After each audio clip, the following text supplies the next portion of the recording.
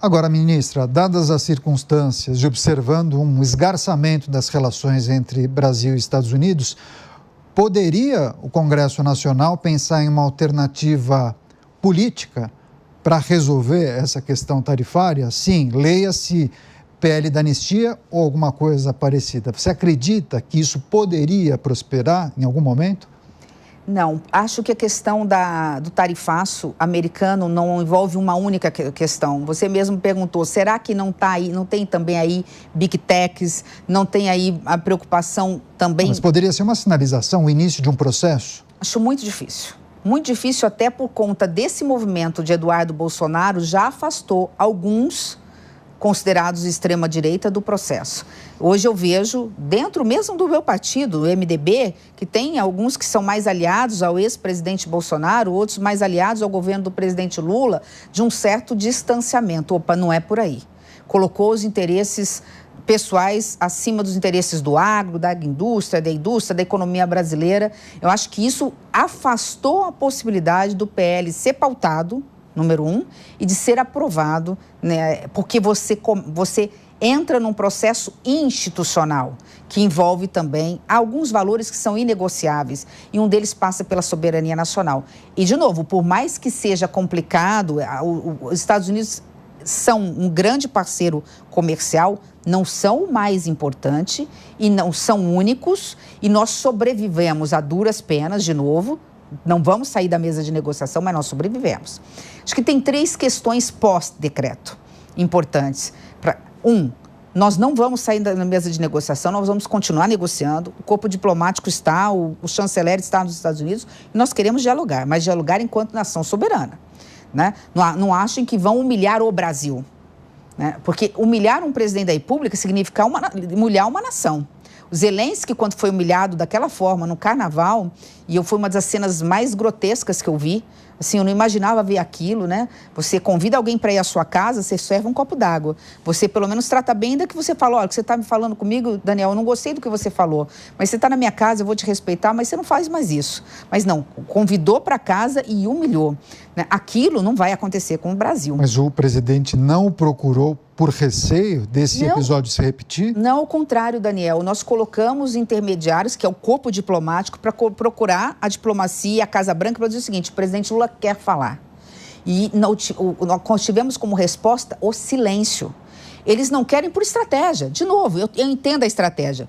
Falo que vou tarifar... Silêncio é negociar também. É negociar. Eu não estou discutindo ali. Eu só estou justificando que não é que nós não procuramos. Veja, não é qualquer pessoa. O vice-presidente procurou. O ministro da Fazenda, que é o ministro mais poderoso do Brasil, procurou. O chanceler, que vamos dizer na hierarquia aí seria o segundo nesse processo, procurou. E nós estamos tendo silêncio, que, de novo, faz parte do processo. Primeiro, nós não vamos sair da mesa, acho que é o primeiro ponto. Segundo, nós temos um plano de contingência para a economia brasileira. Né? 90% do que nós exportamos não vai para os Estados Unidos. Uma parte é absorvida pela economia nacional, outra parte imediatamente a gente consegue distribuir, ainda que menor, e a médio prazo, 1 ano, 1 ano e meio, nós vamos redesenhar essas cadeias. Não significa que todas elas vão conseguir sair ilesas, não vão. Né? E terceiro, é continuar diversificando. Eu acho que tem uma janela de oportunidade imensa, e o Brasil se preparou ao longo desse tempo, mesmo sem saber. São as rotas de integração sul-americanas, fazendo com que a gente possa utilizar os portos também do Chile e do Peru para exportar mais rápido e mais barato para a Ásia. Porque a gente tem essa preocupação também, porque a África tem uma fronteira agrícola crescendo, né? A Europa está muito mais perto da Ásia, então nós temos que nos tornar cada vez mais competitivos. Então, são 3 medidas: não sair da mesa de negociação, plano de contingência para absorver todo esse impacto e continuar estreitando, ampliando o mercado. União Europeia e Mercosul, né, que num primeiro momento você fala assim, mas se eles estão negociando com os Estados Unidos, pode prejudicar. Mas eles também estão vendo que eles foram compelidos a isso. Ninguém gosta de ser empurrado na parede.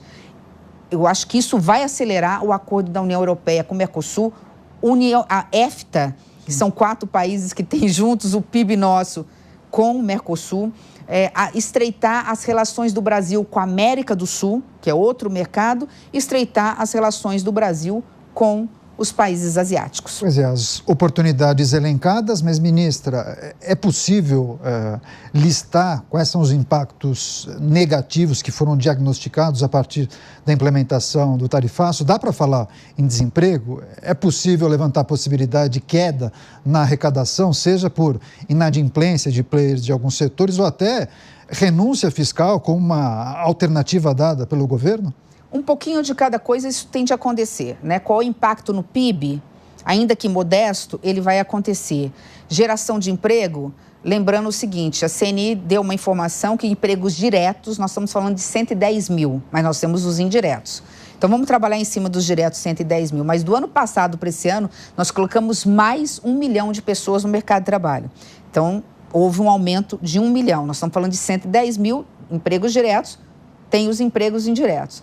Esses terão que ser adequados, né? Isso se, vamos lembrar, se todo o tarifaço vigorar. Então, a gente tem que limpar a primeira área.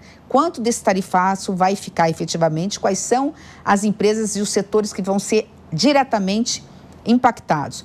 Então, sim, vai ter na parte de arrecadação, né, uma pequena redução, até porque a maioria do que a gente exporta, a gente não paga imposto de exportação, são commodities, agroindústria, não paga imposto de exportação. A maioria do que entra nos Estados Unidos não paga imposto de importação, então nós não arrecadamos com essa transação. O que você está me perguntando corretamente é o quanto a gente vai deixar de arrecadar pelas empresas que podem vir numa falência ou numa recuperação judicial e tudo mais. Nós vamos proteger para que elas não cheguem nesse ponto. Então, algumas renúncias fiscais poderão acontecer, algumas dilações de prazo, alguns brancos com algum fundo para poder ter juros subsidiados, alguma carência e prorrogação de dívida. Isso realmente vai acontecer.